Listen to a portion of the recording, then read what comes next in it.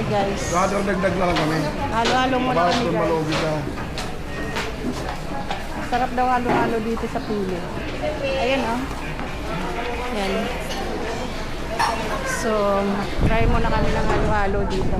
Kasama ko na naman yung May pera, yung walang pera, iwan sa Bulacan. kasama ko na naman to guys. Kahit saan talaga to eh.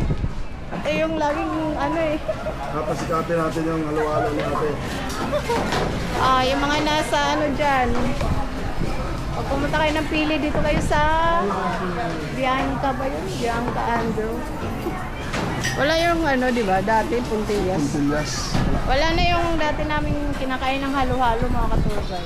Yung Puntillas, masarap yun. Eh, ano pa yun? 80s pa yun. Yeah. Sikat ng 80s yung Puntillas halo-halo. Ano po kuya? Ayan, halo-halo. Ito guys. Ano lang. Talikit-kit. Ito yung malilibre talaga sa amin. Siya yung mag-treat.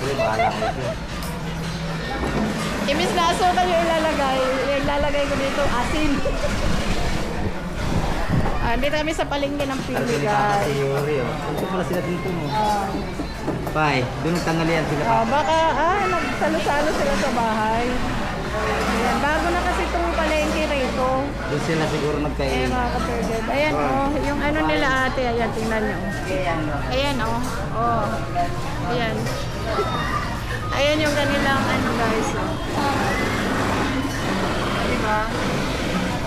Alam nyo, ang ayaw ko dito guys, ito. Yung isabi, wag ko lagyan ng beans. Yan. Yan ang ayaw ko. Ayaw ko nung ano, munggo pala yun.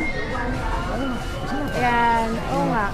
Oo, diba? So guys, yan muna guys. Hintayin namin yung aming order.